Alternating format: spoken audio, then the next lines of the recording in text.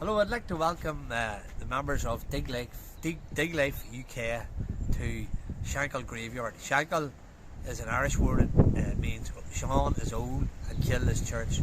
So the graveyard gets its name from an old church that was here, dating back to probably the 5th century. Now the importance of the area is that from beyond there was an old river, ran down and circumnavigated the graveyard. So a lot of these Neolithic sites in Ireland were in the loop of a river. So the importance of this area was the loop in the river. We'll open the gates now, and if you come on in a bit more inside. So as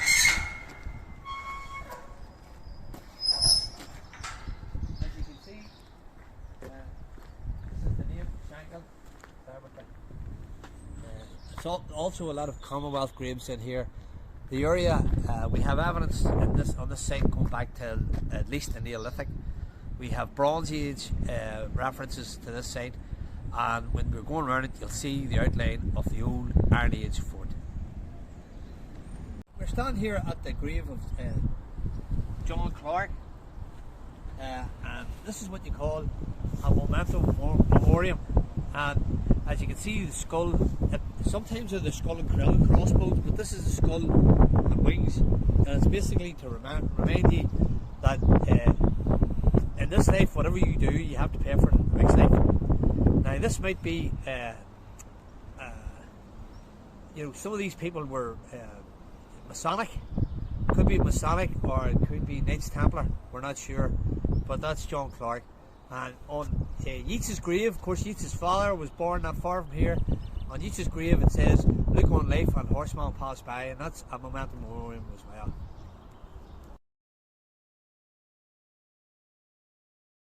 This is the grave of Miles Riley. Now Miles Riley came from a very Gaelic family, but he was a cute boy in that he fed King Billy's army on the way up to the Battle of the Boyne. And as a reward for that, King Billy said to him, "Whatever land you can walk in a day, I will give you that land till you can plant off it." And guess what he planted? No, it wasn't spuds. It was oak trees or acorns, and it takes 1,000 years for an oak tree to mature. So he got the land, which is now Sciarva Domain. But what's interesting about it is it's a Latin inscription, and as you can see here, you can see the red hand of Ulster here. And a lot of the Gaelic families of the Ulster had this red hand on their crest. Now the story of the red hand is that there was a people called the Milesians, and they came from Spain and Portugal there, the peninsula there. And King Miles, who lived there, he was the head of the Milesians. He'd built a big tower, and you could see this beautiful island in the distance, and he decided, "We're going to have that." So they sailed to Ireland, and they invaded Ireland. But the people living there at the time were called the Tuatha De Danann. Some people now call them the Fairies and the She. And the Tuatha De Danann didn't take it too well about these people invading. So it was a great battle. Anyway, they came to a sort of peace accord, and they decided, the Tuatha De Danann said to the Milesians, "Look, if you go back out to sea, and if you can put your hand on the shore, we'll let you have Ireland, and we'll go below the earth." So what happened was, the Milesians went back out to sea. They were great sailors, and the Tuatha De Danann, who were magical people, they boiled the seas up and had mists and things like this here. So the Milesians couldn't land. But one of them had a bright idea. He says, they said if you get your hand on it. So what they did was chopped his hand up and threw it onto the shore. And of course, the fairies, being very honourable people, they honoured the bat, and they disappeared below the big mountains in Ireland, the fairy forts. But in this part of the world, they actually disappeared below Loch Ness. And in Loch Ness, if anybody's ever come over to visit, the city of the fairies, or the city of the She, the Tuatha De Danann city, is below the waves of Loch Ness, below the water of Loch Ness, and that's where their city is, and that's the story of the Red Hand. So this is the most famous grave, not only in Lurgan, but Margie McCall's story was an international phenomenon. George Washington he was terrified by the story, and if you go to the George Washington Homestead page, you'll see Margie McCall's story there. So it's an international phenomenon, and it goes right back till her husband fought in the Battle of the Boyne, which is one of the biggest battle, or the most famous battles in Irish history. And after the war, when the soldiers were coming back from the Battle of the Boyne, of course they brought a lot of fevers and famine with them. And Marjorie here, she caught the fever, and so Marjorie passed on, and they had for her. And during the wake, her body had all swelled up, and she had a beautiful ring on her finger, but because the body had swelled, they couldn't get the ring off her finger. So they buried her with the ring and all. And in the early hours of the morning then, the grave robbers came, and the grave robbers dug the grave up. But they don't dig the full grave. The grave robbers only dig a hole, really, right? And what they'll do is they'll pass a rope around here, and they'll pull the body up. So anyway, they pulled Marjorie's body out of the grave, and they tried to get the ring off, and they couldn't get it off. They took a knife to her finger, cut her finger, and when it drew blood, Marjorie came back to life. She hadn't been dead at all. She was in a coma. So as you can see here, it says Marjorie McCall died once, buried twice. So the story goes that she then returned to her house in the early hours of the morning, and knocked the door, and the husband got up and was wondering who's this, and he says to the children, you know, I hadn't buried your mother this morning, that's her knock. So when he opened the door, there was Marjorie stabbed there in her burial ground, and the story is that he fainted and turned grey overnight. But she went on and lived longer, and we have records to prove that the family did exist. So I believe the story is totally, absolutely true.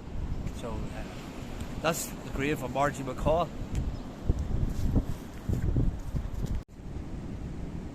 Well, okay, so I've been told that these are archaeologists, detectives really, but you do a lot of research, I'm sure, and you are good at the Latin. So this is another early grave here, going back till perhaps the 1700s, and it's known as the grave of the angry wife. And if you look at the inscription, I'm sure some of you can have a guess of what that means. The word is tacet, T-A-C-E-T, and it's a Latin word.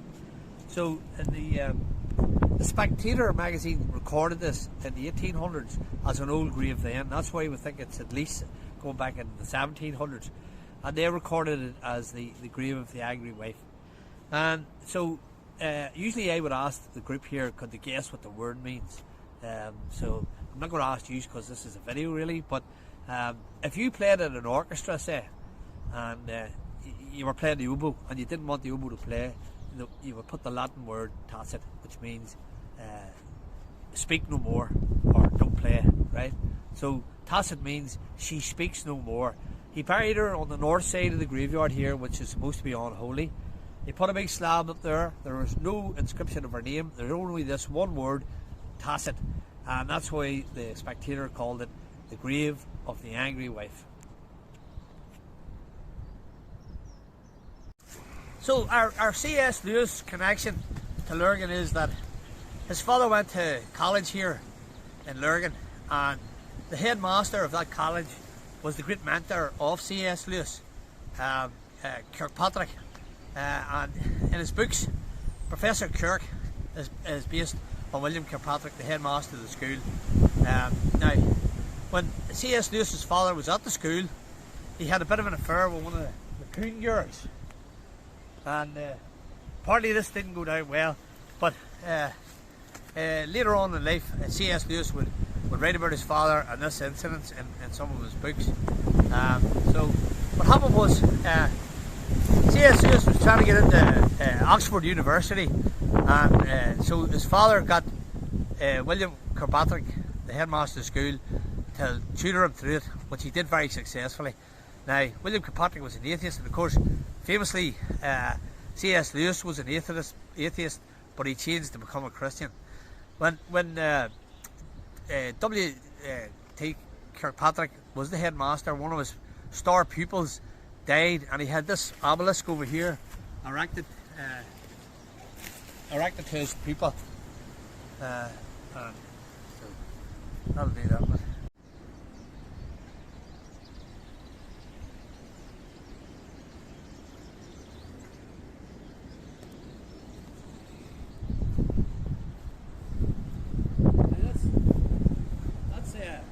See up on there, look. That's an interesting one there. That's McGee College.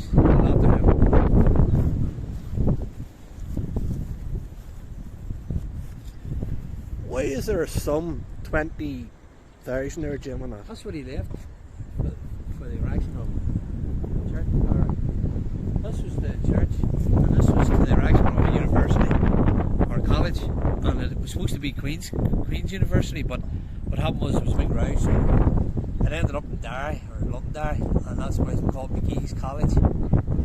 But there was a whole conspiracy over the money, and there's a famous poem. You can go online and find it, called the Collegiate. That's all about Martha McGee and how the money went a bit astray and all that, you know. Says there his widow bequeathed about 60,000 to the Irish Presbyterian Church, and that's in 1800s. Yeah, and this was the one that went to McGee College. That's a fair amount. That is big money in the year 1800. Yeah. But of course, she was a daughter or granddaughter of Colonel Stewart. And Colonel Stewart, these are the Stewarts that were the Royal Stewarts of Scotland, and they came here, and like we have Stewartstown and Mount Stewart is all the same, I think, the same family. And Colonel Stewart, when William Edmondson came here, he was the first to preach Quakerism in this graveyard here, and that's where Quakerism began in Ireland. And Colonel Stewart beat him up, and a lot of people had fan sympathy for him. They joined in with him, and that was the first Quaker meeting anywhere in Ireland. It was here in this graveyard. Brilliant. Right, so this is the grave of Lily Langtry. As you can see here, Lily Langtry. However, it's not that Lily Langtry, but it is a relative, and it's where Lily Langtry gets her name from. So the Langtry family started off here in Lurgan, and they became famous shipbuilders, the likes, became very wealthy. And Lily was actually living in the Isle of Wight, Jersey, the Isle of Jersey. She was the Jersey Lily, and she was very beautiful. She was living there. One of the Langtrys became a bit of a playboy, and he sailed his yacht over to Jersey, and that's where they met. They fell in love and got married. So he died young, and Lily Langtry then became a debonair and very, very good friends with. She was like courtesan to the Prince Regent, and her and the Prince Regent would have spent a lot of time in this area. And of course, they went out to Coley Island, and they went to Coley Island. They spent a fortnight in Coley Island observing the fauna and the flora. All beautiful women in Lurgan, Jim. All beautiful women in Lurgan. All beautiful. Of course they are. Yes. You're married to one name, where do Oh, definitely. Yeah. There you go. Yeah, so an Irish lass. An Irish lass. Yeah. So yeah, this is the scary one, if you want to call it that. This is relates to the ghost of Silverwood, and the ghost of the graveyard, and the ghost of the railway lines. And the story is all about this gentleman here, Henry Croker Cubbage, Lieutenant Colonel Bengal Staff Corps. And the Cubbage family was a big landed family who lived in Silverwood. And Henry Croker Cubbage, as a young man, went out to India as part of the East India Company. He was a soldier out there with them, and he spent 30 odd years. He was very young, and you can see just how close we are to the railway and the train there. That's a big part of the story. So he went there, and he spent probably 33 years out in India. When he was there, he married an Indian princess. So when he was returning, those days they didn't recognise the marriage till the Indian women. So he was returning, and when he got the boat from India back to Dublin, she threw herself in the sea and was drowned, and is supposed to have put a curse on the Cummage family. But in any event, he comes back to Ireland, and when he's in Ireland, he falls in love with another woman, and he arranges to marry her, and she said she would. For some reason, she changes her mind, and so he has a bit of a breakdown over this, and he's back here in Silverwood, and so he goes out onto the railway line. He puts his head on the railway lines, and the 11 o'clock train chops his head off. Now, the 11 o'clock train in those days was the mail train, and on that specific train that chopped his head off, it was carrying a letter from her to say that she would marry him. So ever since that, his ghost has never settled. So he haunts this graveyard. There used to be chains around the grave here, and chains would never stay on the grave.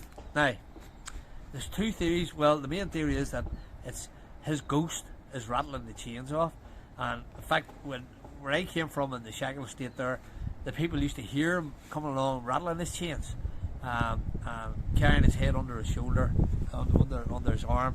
But my theory is that we're so close to the railway line here. In fact, it's the closest graveyard to the railway line, that the chains rattle off because of the trains.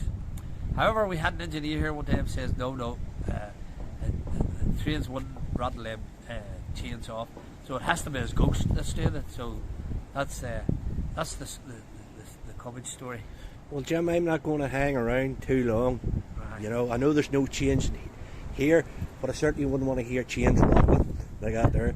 But Jim, thank you for your tour. It's been most appreciated. I'm sure the guys and girls within the Dig UK Life metal detecting will appreciate Jim. So thank you very much. They're welcome here anytime. They want to come for a tour. We're trying to promote Lurgan as a tourist location, you know, and we have other tours. We've loads of tours. Brownlow House, we've great connections, even to Mary Poppins and things like that. Brownlow House is a wonderful location. We have the Docker Graveyard. With one of the finest parks, if not in Ireland, in the world. Beautiful park we have in Lurgan, which Adrian does a lot of the keeping it in the beauty of the way it is. Like. So. Thank you, Jim. Thank you, Jim. Okay.